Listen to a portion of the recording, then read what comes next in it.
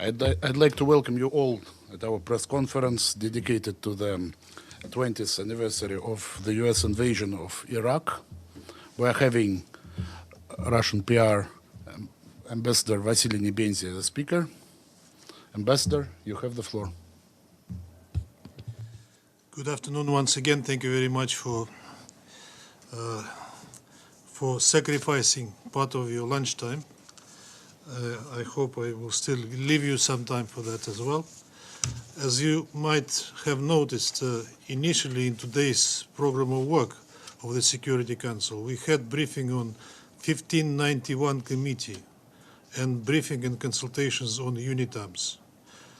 Then there came a request from Western delegations to, I quote, schedule a briefing on Monday following ICBM launches.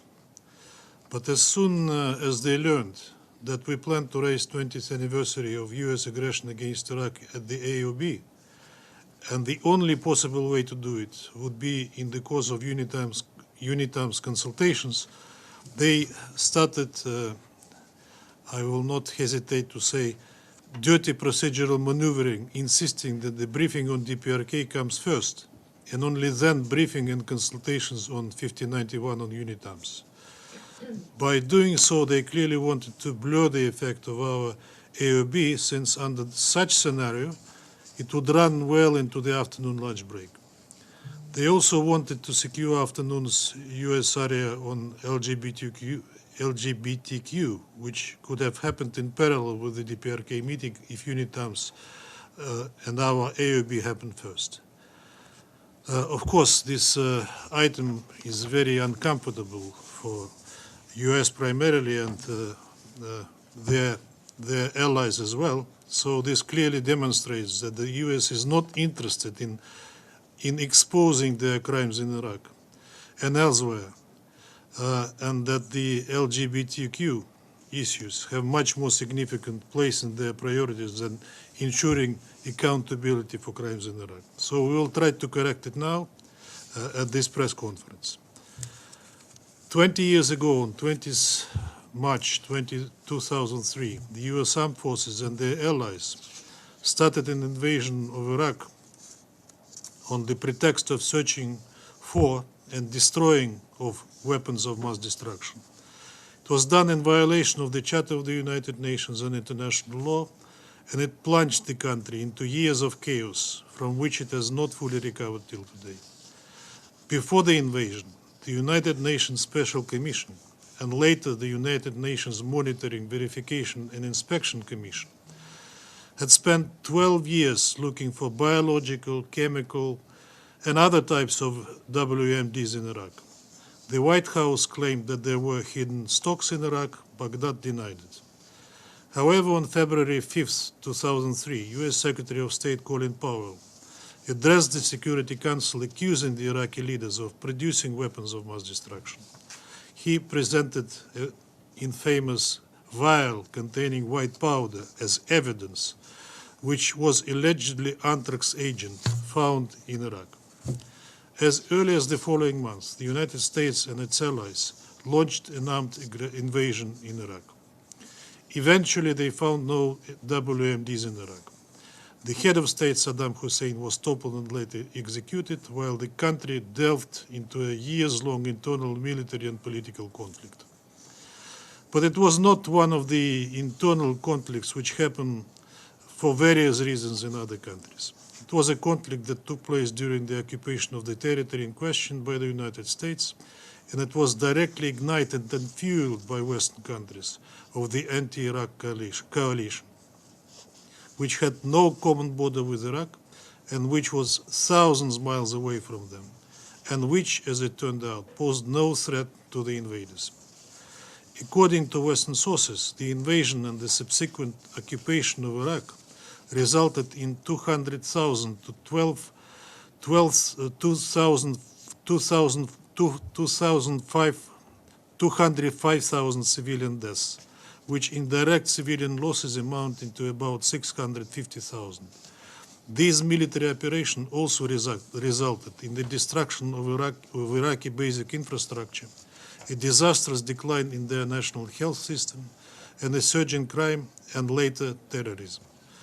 This has led to a profound, protracted socio-economic crisis. The number of Iraqi refugees in Syria and Jordan and internally displaced persons has reached 1.5 million and 2 million respectively. Such drastic losses among civilian population and untold protracted suffering of Iraqi citizens were literally calling for accountability. The International Criminal Court has had full jurisdiction over crimes committed by Western soldiers and those who gave them orders. However, it failed to do anything to bring those in persons to justice. Year after year, the sections in the ICC reports dedicated to investigation of Western crimes in Iraq were becoming shorter and more general, until they completely disappeared.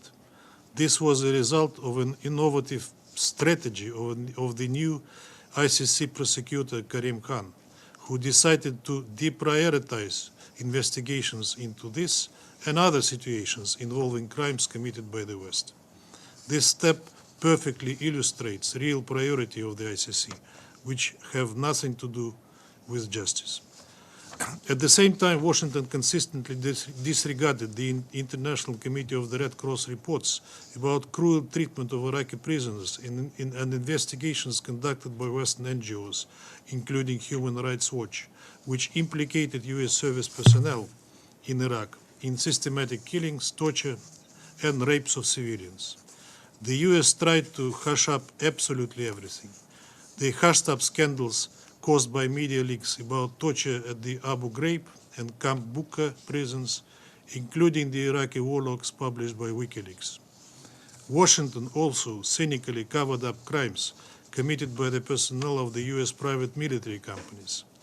In December 2020, U.S. President Donald Trump pardoned 4 employees of Blackwater, an infamous private military company, despite condemnation by the UN Working Group on the use of mercenaries. The 4 individuals were found guilty of killing 14 civilians on Nisur Square in Baghdad in 2007. Apart from completely demolishing Iraqi statehood and the country's military, economic, and social foundations, the aggression against Iraq irreparably damaged its cultural and historical legacy. After U.S. forces seized Baghdad on April 9, 2003, rampant looting and robberies swept the city. The National Museum and other cultural sites in the capital also badly suffered. These crimes later spread to major Iraqi archaeological sites. U.S. service personnel smuggled ancient artifacts out of Iraq. During the entire period of occupation, plane loads of items were smuggled out using special aircraft. According to the management of the National Museum alone, 15,000 exhibits are reported missing. No more than 6,000 have been returned to date. Consequently, the U.S. have failed to fulfill their promise to establish the so-called prosperity in Iraq. However, they destroyed a lifestyle that had evolved over centuries and undermined the fragile interdenominational balance. The country turned into a hotbed of regional instability for many years, which subsequently gave rise to ISIS, which consisted also of many former Iraqi military. In fact, U.S. is a godfather of ISIS, which it later had to fight. Same happened in Afghanistan, where U.S. supported Al-Qaeda against the Soviets, who later turned against their former sponsors. It's hard even to calculate how many lives those U.S. adventures claimed. Later, the leaders of the countries involved in the invasion attempted to justify their criminal actions by claiming that they had been given inaccurate information by their own intelligence services. But no one was punished for this, and many continue to serve now. On the contrary, many of those who exposed U.S. crimes were punished and prosecuted or persecuted. One of them was Julian Assange, who was set up under a bogus claim and now awaits extradition to the U.S. from the UK.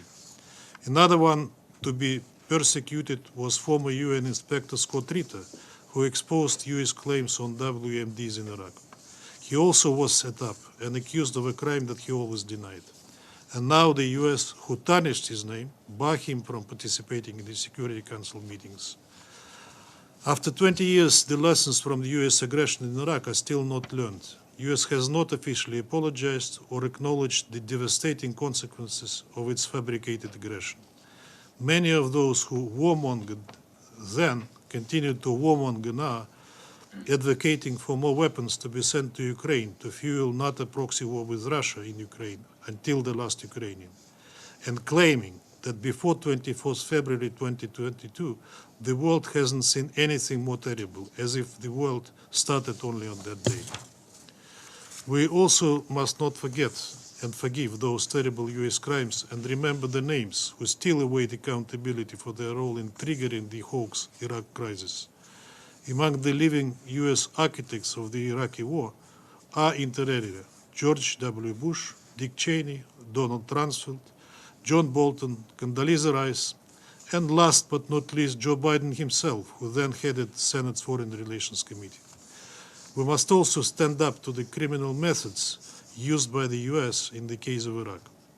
The Iraqi scenario was followed in Syria, with ISIS nearly seizing the country, and it was only Russia's military interference that prevented this scenario from happening. While addressing you, I would like to remind you of the role that the media can play in drumming up the political warmongering campaign.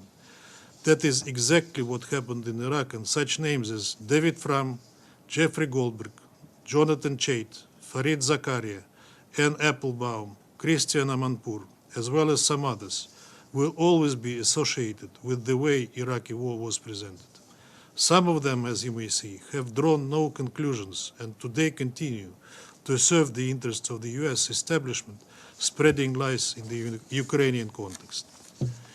Iraq has been a prologue, a precursor, a prodrome to what happened later in the Middle East, even more to geopolitical events that we've been witnessing and are witnessing today.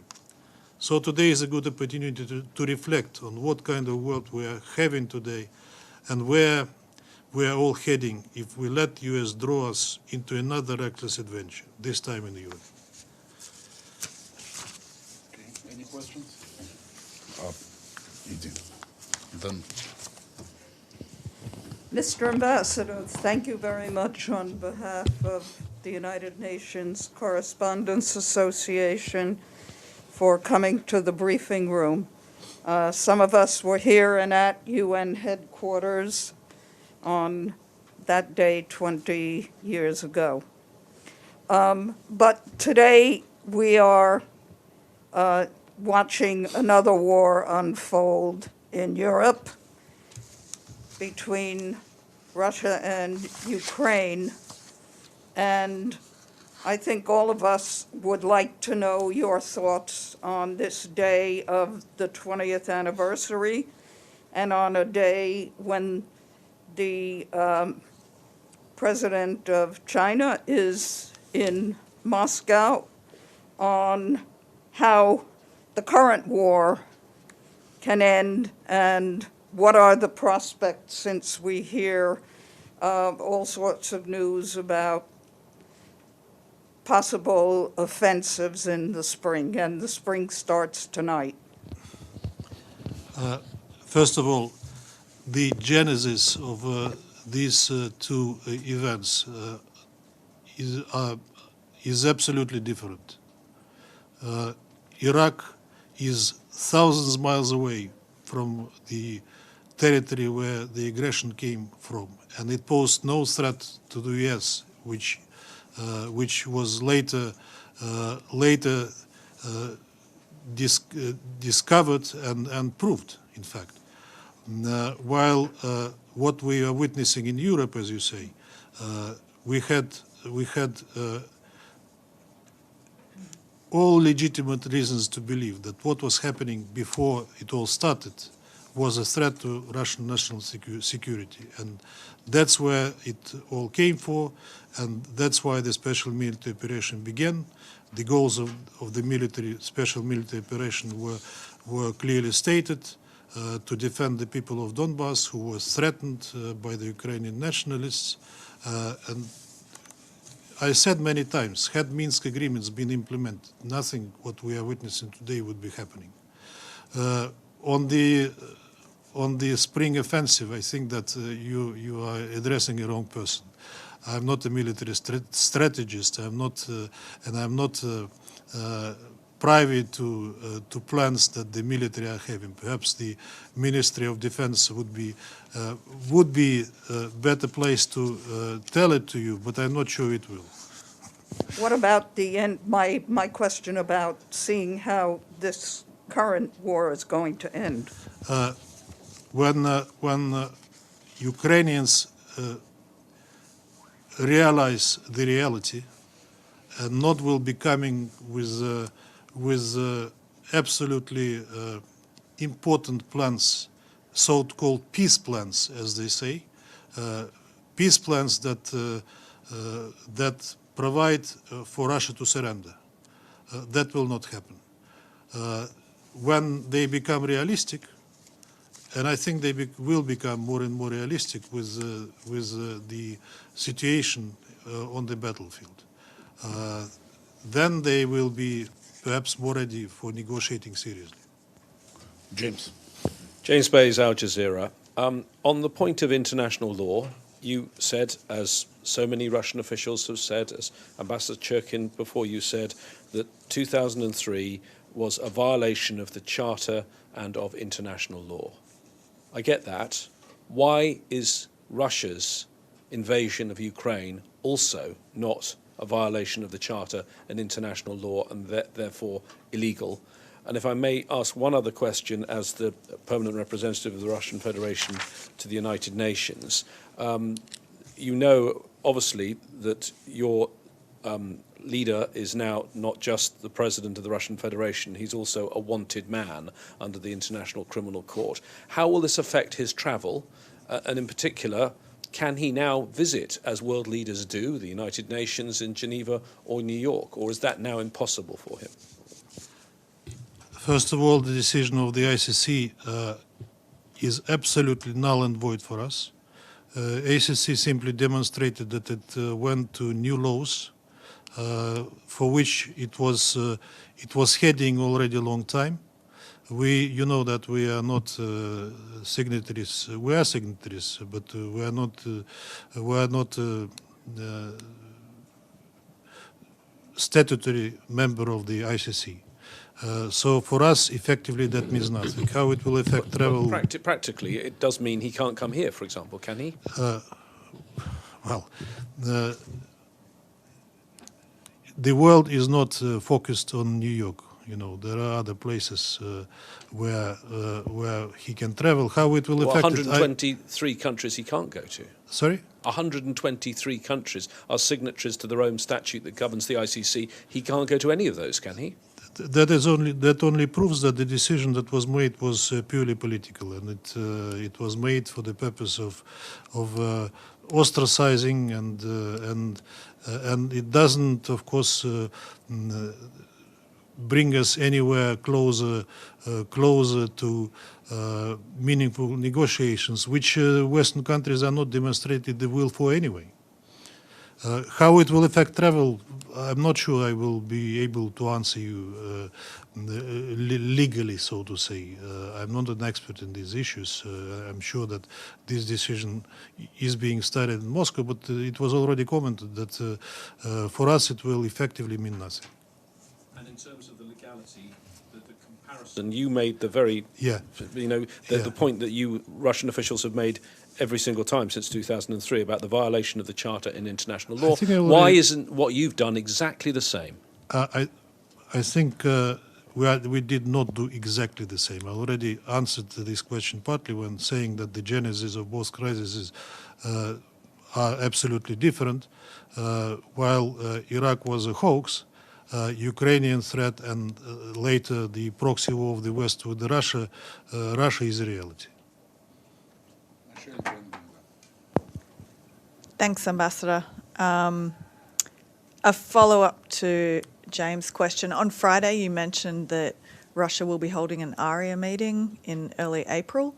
Is that meeting intended as some sort of a rebuttal to the indictment of President Putin by the ICC? Not at all. We planned that meeting long before, and that meeting is will be on the issue which is so often is being raised today about the Ukrainian children in Russia. And we would like to brief our fellow Security Council member and the rest of the membership on what the real situation with them in Russia is. And then just a quick follow-up to this morning's meeting, which ended with a bit of back and forth between yourselves, China, the US and the UK. Are you engaging at all with the US on the PRST for North Korea? We are engaging on any document that the Security Council is discussing or negotiating, but I don't know what will come out of this PRST yet. Do you think there should be one? I think that we should demonstrate restraint in these issues, because while accusing DPRK in all the misdeeds that they are doing, U.S. and its allies and their allies, they forget that they make actions which DPRK consider extremly hostile. For right, for wrong, that's another question. But that's another example of a security dilemma. What seems offensive for one seems defensive for another.